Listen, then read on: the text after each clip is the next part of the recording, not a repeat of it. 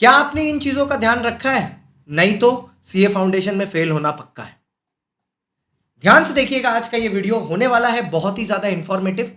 हर वो चीज को मैं यहां पर कवर करने वाला हूं, हर वो क्वेश्चन जो अभी इंडिया के हर एक बच्चे के दिमाग में चल रहा है। इनमें से कुछ क्वेश्चन आपके भी होंगे, कुछ क्वेश्चन हो सकता है आपके बगल वाले दोस्त के हो। तो ये चीज जरूर याद रखिएगा कि बांटने से ही बढ़ता है। मम्मी ने बचपन से सिखाया है शेयरिंग इज केयरिंग। तो इस वीडियो को अपने उस दोस्त के साथ भी शेयर करना जो डर रहा है कि क्या वो कुछ गलती कर रहा है। और अगर आप गलती कर रहे हो तो उस गलती से बचाने के लिए मैं आपको आ गया हूं, one video answering all your questions. सीधे चलते हैं वीडियो में। लाइक और सब्सक्राइब पहले ही कर लेना, हक बनता है हमारा।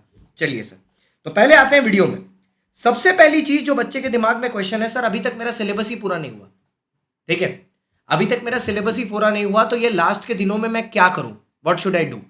मैंने 4 सब्जेक्ट आपको बताया। एक है आपका मैथ्स, ठीक है, मैथ्स हो गया, लॉ हो गया, ठीक है, अकाउंट्स हो गया, इको हो गया। 4 पेपर है। आपको सबसे ज्यादा क्या करना है, सुनिए। मैथ्स में अभी आप फोकस करोगे सिर्फ एलआर पर और स्टैट्स पर, ठीक है। मेजर वेटेज रखता है, पास आने के लिए काफी है। इको में अभी आप फोकस करो मैक्रो पर। लॉ और अकाउंट्स में मैं ये बोलूंगा जितने पेपर में 70 मार्क्स का जितना वेटेज होता है, एटलीस्ट आप उतना कर लो, ठीक है, तो काफी है। अगर आपका सिलेबस नॉट डन है तो 3 सब्जेक्ट इन अ डे आपको करना है। मैं आपको बता रहा हूं पेपर इजी होंगे। 3 सब्जेक्ट इन अ डे को कैसे बांटोगे? मैथ्स अकाउंट्स लॉ दो घंटा, नेक्स्ट दिन लॉ अकाउंट्स इको दो घंटा, फिर वापस से मैथ्स अकाउंट्स लॉ। मतलब एक दिन में 3 सब्जेक्ट होगा 2-2 घंटा। नहीं सर, हम 2 घंटा से ज्यादा पढ़ सकते हैं। पढ़िए, बिल्कुल पढ़िए, बिल्कुल पढ़िए। कौन रोक रहा है आपको? बिल्कुल पढ़िए 2 घंटा से ज्यादा, आप 4 घंटा करिए, बट एफिशिएंसी के साथ। तो पहला आंसर हो गया, सिलेबस नॉट डन तो कैसे करना है। अगला सवाल, रिवीजन नॉट डन तो क्या करना है? अगर रिवीजन नहीं किया है तो क्या करना है उस केस में? अगर हमने रिवीजन नहीं किया तो ऐसे केस में बड़ा सिंपल है सर।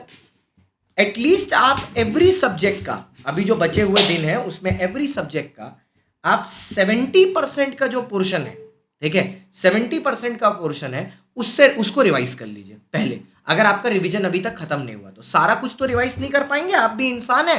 तो कोशिश करिए कि एटलीस्ट 70% 2 पेपर का आप रिवाइज करके खत्म कर लें। जिसमें सर आप नोट्स को भी इस्तेमाल करिए। वो नोट्स इस्तेमाल करिए जो या तो आपने खुद प्रिपेयर किए हैं, या तो अगर आप टीचर के नोट इस्तेमाल कर रहे थे तो टीचर का यूज कर लीजिए। वन शॉट हाईली वेटेड जो टॉपिक है उनके वन शॉट से भी आप उनको रिवाइज कर सकते हैं। अगर यहां पर ये चीज ध्यान रखना, अगर कोई टॉपिक आपने नहीं किया तो सिर्फ उसके इंपॉर्टेंट क्वेश्चन करिए। अभी टॉपिक देखने का कोई काम नहीं करना है, ठीक है। कुछ ऐड नहीं करना, जो कर चुके हैं उससे ही रिवाइज करना है। अगले क्वेश्चन की तरफ चलते हैं। MTP RTP not done. Sir मैंने ना तो एमटीपी किया है ना तो आरटीपी किया है, तो क्या करूं? करेंट ईयर की, ठीक है, 2 एमटीपी आई हैं वो कर लीजिए, और 3 एमटीपी कर लीजिए पिछले अटेम्प्ट की, पास्ट ईयर की, और 1 आरटीपी अपने वाले करंट ईयर की कर लीजिए, 1 आरटीपी नेक्स्ट वाले पिछले वाले ईयर की कर लीजिए, ऑल सब्जेक्ट्स की। और याद रखिएगा दिसंबर 23 के पेपर आपको अगर मिल रहे हैं, जो कि मिल ही जाएंगे ऑब्वियसली चारों के चारों, उनको जरूर से प्रैक्टिस करके जाइएगा। कोई रीजन है कि मैं दिसंबर 22 स्पेसिफिकली बोल रहा हूं? भरोसा रखिए, करके जाइएगा। सारे सब्जेक्ट्स के लिए बोल रहा हूं। अच्छा सर, समझ में नहीं आ रहा सर, नया करूं कि पुराना करूं? मतलब जो कर चुका हूं उसी को रिवाइज करूं, या जो नया कुछ ऐड कर सकता हूं तो नया ऐड करने की कोशिश करूं? मैंने सिंपल बात बोली भैया, एग्जाम के पहले फालतू के स्टंट करने की जरूरत बिल्कुल नहीं है। सिर्फ उतना ही रिवाइज करो जो आपने कर रखा है। Just revise what is done, ठीक है। अभी बिल्कुल ये पॉसिबिलिटी नहीं है कि आप कुछ नई चीजें अपने अंदर ऐड कर पाओगे। उल्टा मैं आपको बता रहा हूं होगा क्या, नया ऐड करने के चक्कर में, ये लालच के चक्कर में, जो पुराना किया हुआ है ना वो भी नहीं याद रहेगा, ठीक है। तो more is not good, good is good, ठीक है, गुड इज गुड। अगर आपका 100% टॉपिक कंप्लीट किया हुआ है देन तो वेरी गुड, रिवाइज 100%। लेकिन अगर 100% किया ही नहीं है, डोंट लूज कॉन्फिडेंस, क्योंकि अगर आप अभी करने बैठोगे ना, जो चीज आपने पहले नहीं की है वो अभी भी नहीं होगी आपसे, प्लस आपके कॉन्फिडेंस को कम कर देगी। और एग्जाम के टाइम में अंडर कॉन्फिडेंट होने की जो गलती है, it is as good as exam ना देना, ठीक है। Don't go low on confidence, जो किया है उस पर भरोसा रखिए। अच्छा सर, पेपर प्रेजेंटेशन पर आते हैं, ठीक है। कुछ क्वेश्चंस को यहां एड्रेस करता हूं पेपर प्रेजेंटेशन लेने के। Can we change the order of the question? जैसे पेपर 1 और पेपर 2 में, बाकी दोनों तो एमसीक्यू है, द आंसर इज यस, ठीक है। The answer is yes. ऐसा कोई जरूरी नहीं है कि आपको क्वेश्चन 1 के बाद 2, 2 के बाद 3 करना है, ऐसा कोई कंप्लायंस नहीं है, आप किसी भी ऑर्डर में कर सकते हो जैसे आप चाहो। ठीक है, ध्यान से, ये वाला तो एकदम ध्यान से सुनना। क्वेश्चन नंबर जो आप लिख रहे हो वो एकदम पेज के सेंटर में होगा, जैसे ये है क्वेश्चन 1 और नीचे उसका सब पार्ट ए, ऐसे प्रेजेंट करेंगे, फिर आंसर लिखेंगे, फिर एक लाइन खींचेंगे। लाइन नहीं खींचने के लिए स्केल नहीं लेके गए हैं अपनी, तो एक लाइन छोड़ दीजिएगा। फिर क्वेश्चन 1 पार्ट बी एकदम सेंटर ऑफ द पेज लिखेंगे। Every question will start on a new page. अगर नीचे में 5-6 लाइन छूट गई है, छोड़ दीजिए, उस पेपर का पैसा आपने ऑलरेडी दे दिया है, वो पेड़ ऑलरेडी कट चुका है, so you can't save that tree any more. समझ में आई बात? So you start here, start doing this.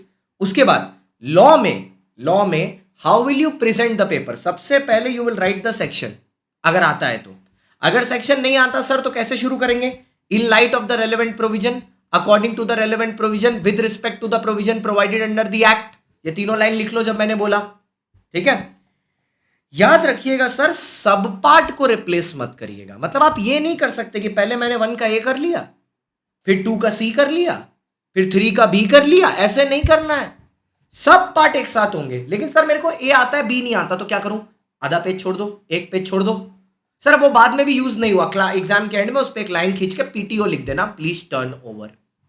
ठीक है, अच्छा, सब पार्ट चेंज मत करना। कुछ बच्चों के दिमाग में कंफ्यूजन होता है, क्वेश्चन 1 इज कंपलसरी, तो अगर मैं क्वेश्चन 1 ना कर पाऊं एग्जाम में तो क्या मेरा पेपर चेक नहीं होगा? ये सब बकवास है। क्वेश्चन 1 कंपलसरी होने का मतलब है कि क्वेश्चन 1 की चॉइस नहीं है आपके पास, बाकी जितने क्वेश्चन है उनमें से आप एक क्वेश्चन छोड़ सकते हो, लेकिन क्वेश्चन 1 को आप चॉइस में नहीं गिन सकते। अब मान लो किसी बच्चे को 1 आता ही नहीं है, उसको बाकी के 4 या 5 क्वेश्चन आते हैं, 6 में से 4 आते हैं उसको, तो वो 6 में से 4 करेगा, मतलब 5 में से 4 करेगा या 6 में से 5 करेगा। ऐसा जरूरी थोड़ी ना है कि उसको वो एक वाला करना ही करना है। वो ये है कि वो चॉइस का पार्ट नहीं होना चाहिए।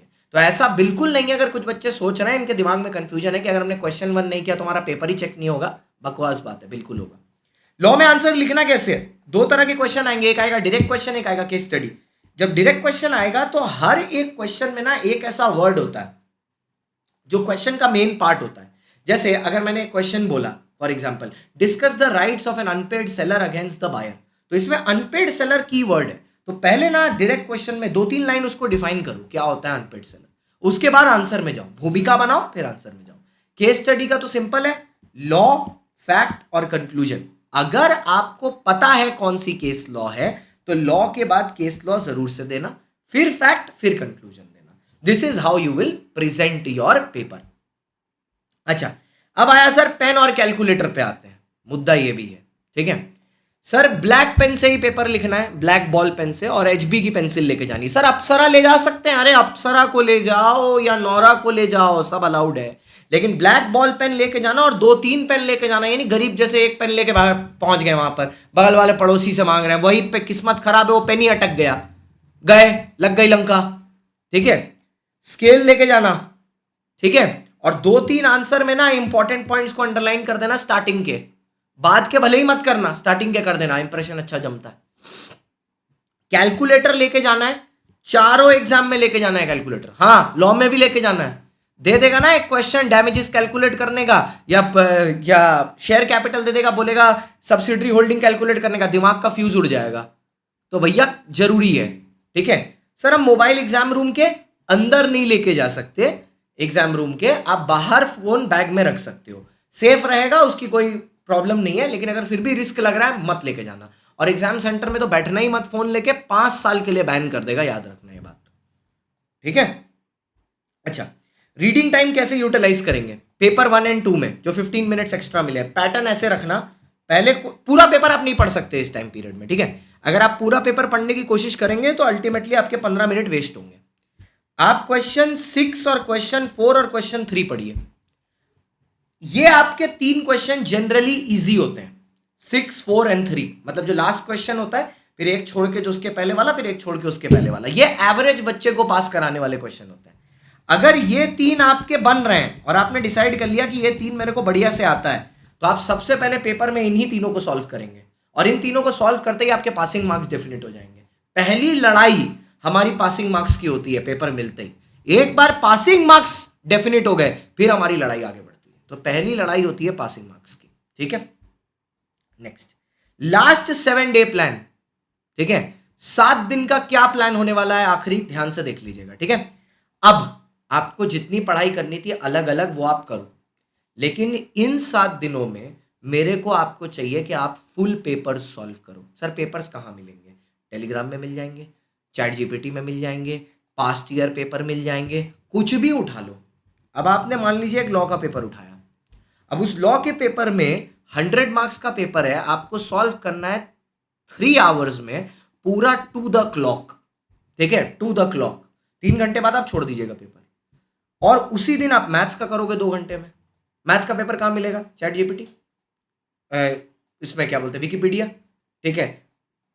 और गूगल पे भी टाइप करोगे तो मॉक टेस्ट टाइप के पेपर निकल आएंगे, या मॉक पेपर ही उठा लो, ठीक है, प्रीवियस अटेम्प्ट्स के मॉक पेपर निकाल लो, 3 तो हुए ही थे। तो ये मॉक टेस्ट सॉल्व करना है आपको, लेकिन टू द क्लॉक, देखे हुए क्वेश्चन मत करना, अनदेखे वाले क्वेश्चन करना। फिर 7 तारीख को इको और अकाउंट्स का करोगे फुल पेपर, फिर 8 तारीख को वापस लॉ और मैथ्स का करोगे। मैंने अकाउंट्स का बार बार क्यों नहीं बोला पता है? क्योंकि 9 तारीख के बाद से तो आप सिर्फ अकाउंट्स ही पढ़ोगे, 9, 10, 11, 12। तो इसके पहले लॉ के 2 पेपर, मैथ्स के 2 पेपर सॉल्व कर लो, इको का 1 कर लो, कॉन्फिडेंस तुम्हारा ऊपर चला जाएगा, ठीक है। तो यहां पर आपको क्या करना है, लास्ट 7 डेज में पेपर सॉल्व करना है एकदम दबा के, ठीक है। इसके बाद मेरा एक 1.5 डे का स्ट्रैटेजी भी बताऊंगा मैं, कि जब वो एग्जाम का 1.5 डे होगा तब कैसे प्रिपेयर करोगे, तब आप कौन से ऑर्डर में पढ़ाई करोगे, वो भी मैं अभी बताऊंगा। और साथ ही साथ मैं आपको ये भी बताऊंगा कि अभी नेक्स्ट 3 दिन में आपको लॉ के कौन से टॉपिक करने हैं, तो टेंशन मत लो, अभी आएगा, इसी वीडियो के बाद वो भी वीडियो आएगा। अब आया सर स्टडी टाइम टेबल। अब 2 ही तरह के बच्चे होते हैं, एक सुबह पढ़ना पसंद करते हैं, एक रात को पढ़ना पसंद करते हैं। पहले रात वाले पर आते हैं।